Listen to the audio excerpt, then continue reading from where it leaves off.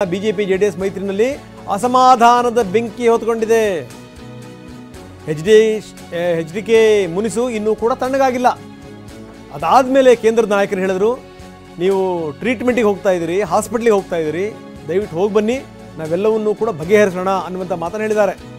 ಆದರೆ ಬಿಜೆಪಿಯ ಚುನಾವಣಾ ಸಭೆಗಳಲ್ಲಿ ಭಾಗವಹಿಸಬಾರದು ಅಂತ ಎಚ್ಡಿಕೆ ನಿರ್ಧಾರ ಮಾಡಿದಾರಂತೆ.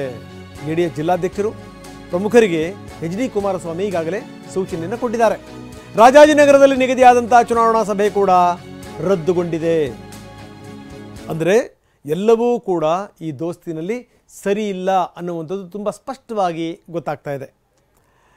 ಇನ್ನೊಂದು ಕಡೆಗೆ ಇದೆಲ್ಲವನ್ನು ಕೂಡ ಅರಿತು ನಾಯಕರು ದಯವಿಟ್ಟು ಟ್ರೀಟ್ಮೆಂಟಿಗೆ ಹೋಗಿ ಬನ್ನಿ, ಎಲ್ಲವನ್ನೂ ಕೂಡ ಕೂತು ಬಗೆಹರಿಸೋಣ ಅಂತ ಇವ್ರು ಹೋಗಿ ಟ್ರೀಟ್ಮೆಂಟ್ ಮುಗಿಸ್ಕೊಂಡು ಬಂದು ಕೂತ್ಕೊಂಡು ಮಾತಾಡೋ ಅಷ್ಟೊತ್ತಿಗೆ ಏನಾಗಬೇಕತೆ.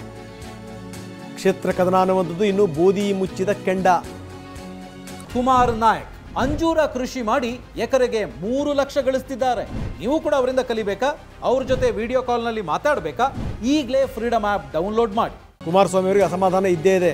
ಅದಕ್ಕೆ ಅವರು ತರಾತುರಿನಲ್ಲಿ ಬಂದು 3 ಕ್ಷೇತ್ರಗಳು ಅಂತ ಹೇಳಿಬಿಟ್ರು. ನಿಜಕ್ಕೂ ಯಾಕೆ ಅಸಮಾಧಾನ?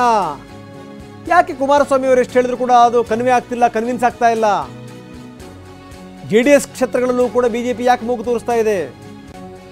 ಬಿಜೆಪಿ ನಾವು ಮೂಗು ತೋರಿಸ್ತಾ ಇದ್ದೀವಿ ಅನ್ನುವಂಥ ಮಾತನ್ನು ಅವ್ರು ಹೇಳ್ತಾರೆ, ನಾವು ಬಿಟ್ಕೊಡ್ಬೇಕಾ ಅನ್ನುವಂಥ ಪ್ರಶ್ನೆಯನ್ನು ಕುಮಾರಸ್ವಾಮಿ ಕೇಳ್ತಾ ಇದ್ದಾರೆ. ಕಾರಣ ಏನಪ್ಪಾ ಅಂತಂದ್ರೆ, ಎಲ್ಲರನ್ನೂ ಒಟ್ಟುಟ್ಟ ತೆಗೆದುಕೊಂಡು ಹೋಗಬೇಕು. ಬರೀ ಕೇಂದ್ರದ ನಾಯಕರ ಜೊತೆಗೆ ಮಾತಾಡ್ತೀವಿ ಅಂತಂದ್ರೆ ವರ್ಕೌಟ್ ಆಗಲ್ಲ. ಕುಮಾರಸ್ವಾಮಿ ಮಾಡಿದಂಥದ್ದು ಅದನ್ನೇ. ಏನು ಮಾತೆತ್ತಿದ್ರೆ ಅವರು ತಮ್ಮ ಮಗನ ಕರ್ಕೊಂಡು ದಿಲ್ಲಿಗೆ ಹೋಗೋದು, ದಿಲ್ಲಿ ನಾಯಕರ ಜೊತೆ ಮಾತಾಡೋದು. ಅಂದರೆ ಇಲ್ಲಿ ಸ್ಥಳೀಯ ನಾಯಕರಿಗೆ ಅದಕ್ಕೂ ಸಂಬಂಧವೇ ಇಲ್ಲ. ನಿರ್ಧಾರ ಮಾಡುವಂಥವ್ರೆಲ್ಲರೂ ಕೂಡ ಕೇಂದ್ರದ ನಾಯಕರೇ ಅನ್ನೋ ರೀತಿಯಲ್ಲಿ ವರ್ತನೆ ಮಾಡಿದ್ದಿದೆಯಲ್ಲ, ಅದೇ ಏನಾದರೂ ದಳಪತಿಗಳಿಗೆ ಮುಳುವಾಯ್ತಾ? ಬನ್ನಿ, ಕಿರಣ್ ನಮ್ಮ ಜೊತೆಗೆ ನೇರ ಸಂಪರ್ಕದಲ್ಲಿದ್ದಾರೆ. ಕಿರಣ್, ಹಲವಾರು ಸಂಗತಿಗಳ ಬಗ್ಗೆ ನಾವು ಚರ್ಚೆ ಮಾಡ್ತಾ ಇದ್ದೀವಿ. ಒಂದು ಕಡೆಗೆ ಇನ್ನೂ ಮಂಡ್ಯದ ಸಂಗತಿ ಬಗೆಹರಿದಿಲ್ಲ, ನಂಬರ್ 1. ಜೊತೆಗೆ ಈ JDSನ ಹಿನ್ನಡೆಗೆ ಕಾರಣ ಏನಿರ್ಬೋದು?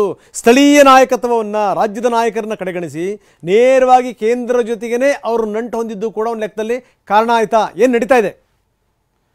ರಂಗನಾಥ್, ಇಲ್ಲಿ ಪ್ರಮುಖವಾಗಿ ಮಾಜಿ ಮುಖ್ಯಮಂತ್ರಿ ಕುಮಾರಸ್ವಾಮಿ ಮೈತ್ರಿ ವಿಚಾರವಾಗಿ ನೇರವಾದಂತಹ ಮಾತುಕತೆಗಳನ್ನ ದೆಹಲಿಗೆ ಹೋಗಿ ಹೈಕಮಾಂಡ್ ಜೊತೆ ಮಾಡ್ತಾ ಇದ್ರು. ಹೀಗಾಗಿ ರಾಜ್ಯ ನಾಯಕರು ಮತ್ತು ಕುಮಾರಸ್ವಾಮಿ ಜೊತೆ ಯಾವುದೇ ರೀತಿಯಂತಹ ಅಂತಹ ಪ್ರಮುಖವಾದಂತಹ ಮತ್ತು ಮೈತ್ರಿ ವಿಚಾರವಾಗಿ ಗಂಭೀರವಾದಂತಹ ನಿರ್ಧಾರವನ್ನ ತೆಗೆದುಕೊಳ್ಳುವಂತಹ ಹಂತದಲ್ಲಿ ಯಾವುದೇ ರೀತಿಯಂತಹ ಮಾತುಕತೆ ಆಗಲಿಲ್ಲ. ಹಾಗಾಗಿ ರಾಜ್ಯ ನಾಯಕರು ಕೂಡ ಕುಮಾರಸ್ವಾಮಿ ಅವರು ದೆಹಲಿಗೆ ಹೋಗುವಂತ ವಿಚಾರವನ್ನ ಅಷ್ಟು ಗಂಭೀರವಾಗಿ ತೆಗೆದುಕೊಳ್ಳೇ ಇಲ್ಲ. ಅಂದ್ರೆ ನಾವು ಹೋಗಿ ಕುಮಾರಸ್ವಾಮಿ ಅವರ ಜೊತೆ ಕುಳಿತು ಮಾತನಾಡಬೇಕು, ಸೀಟು ಹಂಚಿಕೆ ವಿಚಾರ ಮತ್ತು ಸ್ಥಳೀಯವಾಗಿ ಹೊಂದಾಣಿಕೆ ಮಾಡಿಕೊಳ್ಳುವಂತ ವಿಚಾರದ ಬಗ್ಗೆ ನಾವು ಮಾತುಕತೆಯನ್ನು ಮಾಡಬೇಕು ಅನ್ನುವಂಥ ವಿಚಾರದಲ್ಲಿ ರಾಜ್ಯ ಬಿಜೆಪಿ ನಾಯಕರು ಯೋಚನೆ ಮಾಡಲಿಲ್ಲ. ಒಂದು ಹಂತದಲ್ಲಿ ಕುಮಾರಸ್ವಾಮಿ ಎಲ್ಲ ವಿಚಾರಕ್ಕೂ ಕೂಡ ನೇರವಾಗಿ ದೆಹಲಿಗೆ ಹೋಗಿ ಮಾತನಾಡಿದಂತ ಕಾರಣಕ್ಕಾಗಿ ರಾಜ್ಯ ನಾಯಕರು ಮತ್ತು ಕುಮಾರಸ್ವಾಮಿ ಅವರ ನಡುವಿನ ಅಂತರ ಏನಿದೆ ಅದೊಂದಷ್ಟು ಜಾಸ್ತಿ ಆಗ್ತಾನೆ ಹೋಯ್ತು. ರಾಜ್ಯ ನಾಯಕರು ಎಲ್ಲಾ ವಿಚಾರಗಳಿಗೆ ಸಂಬಂಧಪಟ್ಟಂತಹ ತೀರ್ಮಾನಗಳನ್ನ ದೆಹಲಿಯವರೇ ತೆಗೆದುಕೊಳ್ತಾರೆ ಅನ್ನುವಂಥದ್ದನ್ನ ಬಿಜೆಪಿ ನಾಯಕರು ಹೇಳೋದಕ್ಕೆ ಶುರು ಮಾಡಿದ್ರು. ಹಾಗಾಗಿ ರಾಜ್ಯದಲ್ಲಿ ಕರ್ನಾಟಕದ ಮಟ್ಟಿಗೆ ಕುಮಾರಸ್ವಾಮಿ ಮತ್ತು ಬಿಜೆಪಿ ರಾಜ್ಯ ನಾಯಕರ ನಡುವಿನ ಈ ಒಂದು ಅಂತರ ಏನಿತ್ತು ಅದು ಒಂದಷ್ಟು ಜಾಸ್ತಿ ಆಗ್ತಾನೆ ಹೋಯ್ತು. ಹಾಗಾಗಿ ಇಲ್ಲಿ ಕುಮಾರಸ್ವಾಮಿ ಒಂದು ಹಂತದ ಎಲ್ಲವನ್ನು ಕೂಡ ಬಿಜೆಪಿ ಹೈಕಮಾಂಡ್ ಜೊತೆ ಮಾತುಕತೆಯನ್ನು ಮಾಡಿದ್ರೆ, ಬಿಜೆಪಿ ರಾಜ್ಯ ನಾಯಕರು JDS ಜೊತೆಗೆ ಮಾತುಕತೆ ಮಾಡಬೇಕಾದಂತ ವಿಚಾರಗಳು ಬಂದಾಗ್ಲೆಲ್ಲ ನೇರವಾಗಿ ದೆಹಲಿ ಕಡೆಗೆ ಕೈ ತೋರಿಸೋದಕ್ಕೆ ಆರಂಭಿಸಿದ್ರು. ರಾಜ್ಯ ನಾಯಕರು ಹೇಳ್ತಾ ಇದ್ದಂತ ವಿಚಾರ ಏನಂದ್ರೆ, ಕುಮಾರಸ್ವಾಮಿ ಎಲ್ಲದಕ್ಕೂ ಕೂಡ ದೆಹಲಿಗೆ ಹೋಗಿ ಮಾತುಕತೆಯನ್ನು ಮಾಡ್ತಾರೆ. ಹಾಗಿರುವಂತಹ ಸಂದರ್ಭದಲ್ಲಿ ನಾವಿಲ್ಲಿ ಕುಮಾರಸ್ವಾಮಿ ಅವರ ಜೊತೆ ಮಾತುಕತೆ ಮಾಡುವಂತದ್ದು ಏನಿದೆ ಅನ್ನುವಂಥದ್ದನ್ನ ರಾಜ್ಯ ಬಿಜೆಪಿ ನಾಯಕರು ಹೇಳೋದಕ್ಕೆ ಆರಂಭ ಮಾಡಿದ್ರು. ಅತ್ತ ಕುಮಾರಸ್ವಾಮಿ ಎಲ್ಲವನ್ನೂ ಕೂಡ ದೆಹಲಿ ಜೊತೆ ಮಾತುಕತೆ ಮಾಡಿದಂತಹ ಸಂದರ್ಭದಲ್ಲಿ ರಾಜ್ಯ ನಾಯಕರು ಕುಮಾರಸ್ವಾಮಿ ಅವರ ಜೊತೆಗಿದ್ದ ಒಂದು ಅಂತರವನ್ನು ಕಾಯ್ದುಕೊಂಡಂತಹ ರೀತಿಯಲ್ಲಿ ಪರಿಸ್ಥಿತಿ ನಿರ್ಮಾಣ ಆಯಿತು.